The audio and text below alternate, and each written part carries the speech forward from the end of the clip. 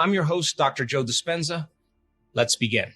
Your body is a protein-producing machine. And proteins are responsible for the structure and the function of your body. And every single cell in your body, except red blood cells, makes proteins.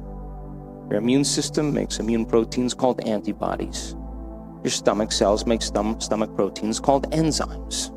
Your skin cells make skin proteins called collagen and elastin. Your muscle cells make muscle proteins called actin and myosin. And in order for your body to make a protein, a gene has to be regulated in the cell. Are you with me? Come on, is this too much? So they used to say, you're hardwired to be a certain way and you're doomed by your genes. That's a lie. We are marvels of adaptability and change.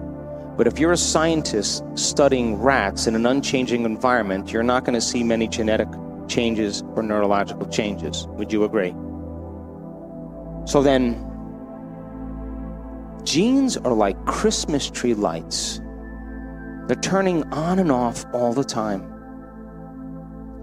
And when they turn on, they upregulate, they make a healthy protein. And when they downregulate or turn off, they make a cheaper protein. And the central dogma in science was that genes create disease. Less than 5%, more like 1% of every person that's born with a genetic condition comes from birth. Like Tay-Sachs disease, sickle cell anemia, type 1 diabetes. The other 95 to 99% is from lifestyle and behaviors. And so, scientists that were going to map the human genome, they said, okay, there's 100,000 proteins that make up the body. So there should be 100,000 genes. There's 40,000 regulatory proteins that help make those proteins. So that's 40,000 more genes. So 100,000 plus 40,000 is 140,000 genes for every protein. When they mapped the human genome, 23,688 genes. You're 300 genes away from a chimpanzee. Some more than others, but roughly that. Because in one gene, you could have over 3,000 variations on that gene. And genes don't create disease. It's the environmental signal that signals the gene to instruct it and select it to make new proteins. But if you're thinking the same thoughts, making the same choices, demonstrating the same behaviors, creating the same experiences to produce the same emotions, you have the same lights on and the other lights off.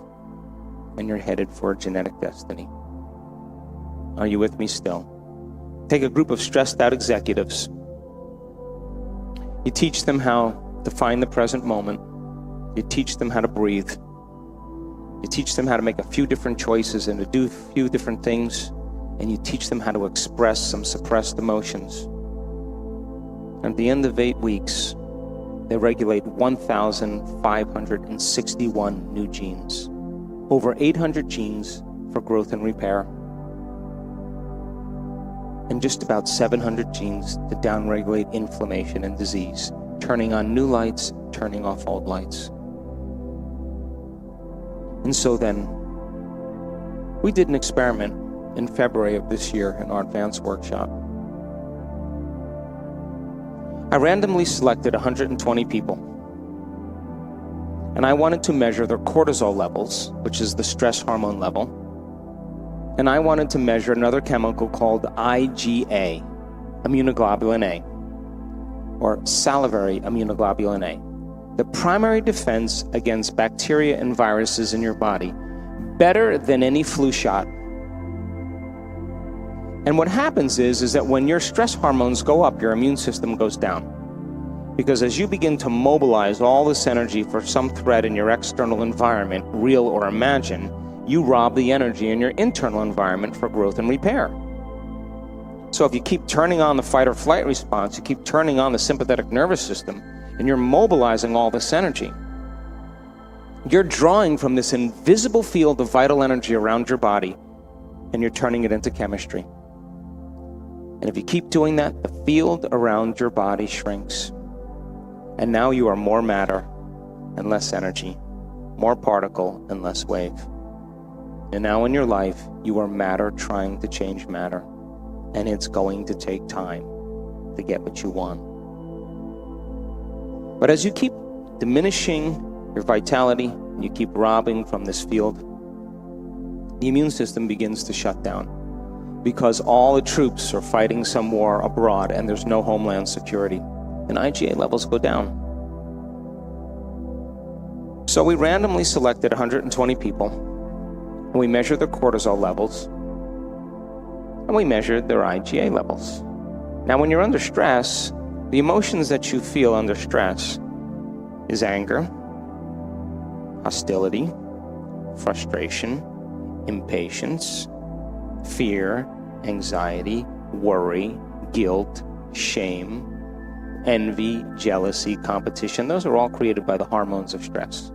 And psychology says those are normal human states of consciousness. Those are altered states of consciousness. Because living in stress is living in survival.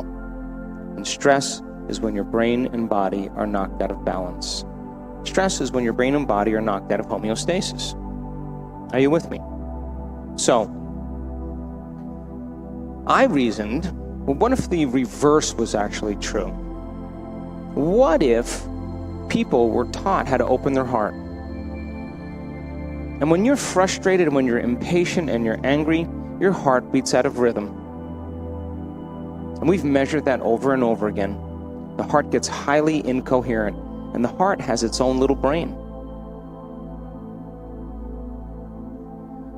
But when you feel gratitude and thankfulness and care and inspiration, all of a sudden, if you do it properly, your heart will start to get very orderly, very coherent, very synchronized. And so I wanted our students to sustain an elevated emotion for at least 10 minutes, 2 to 3 times a day. That's it. But what happens when you experience an elevated emotion, and we know this because we've measured it also, if you can begin to sustain an elevated emotion, this is the creative center right here. It's like dropping a pebble in water. And if you were able to sustain that emotional state, you were dropping pebble after pebble after pebble in a perfect rhythm. And what happens is the field around the body tends to grow. Now you are more energy and less matter, more wave and less particle. And now you begin to feel connected to something greater. And if you can feel more deeply, more richly, and more completely, you're dropping a big stone and it's creating a bigger wave. And that energy is a frequency. And all frequency carries information, just like a radio wave. And your thought is the intention on that wave. And so, I had them sustain these elevated states for 10 minutes a day, twice a day, or 3 times a day for 4 days. At the end of 4 days, their cortisol levels dropped 3 standard deviations, clinically significant. But their IgA levels went from about 53.5 to 87. That is scientific history right there. They epigenetically signaled new genes in new ways, and their immune system got much, much stronger. And there were a few people whose values were over 100. 10 minutes of gratitude a day could heal you. It's better than any flu shot. So then, living in stress is living in survival. And all organisms in nature can tolerate short-term stress. But human beings, we become addicted to very chemicals of stress, very hormones of stress, and we use the people and conditions and the problems in our life to reaffirm that addiction to the emotion. According to Dr. Joe Dispenza, people don't have to follow a genetic destiny. He has stated that most people that have a medical condition which leads to further ailment is not because of genetics, but rather their lifestyle, environment, and thought. After long research, Dr. Joe Dispenza has deduced that when people keep thinking the same thoughts which cause anxiety or depression, they lead to specific kind of environment which then leads to a certain lifestyle, which then downregulates genes to create cheap proteins, which then leads to disease and ailment. Hence, if a person can change their train of thought and start living to a better lifestyle, they will upregulate good proteins which give control to a person to lead their own genetic destiny. Well, I hope you guys enjoyed the video, and do make sure to share your thoughts with us in the comment section.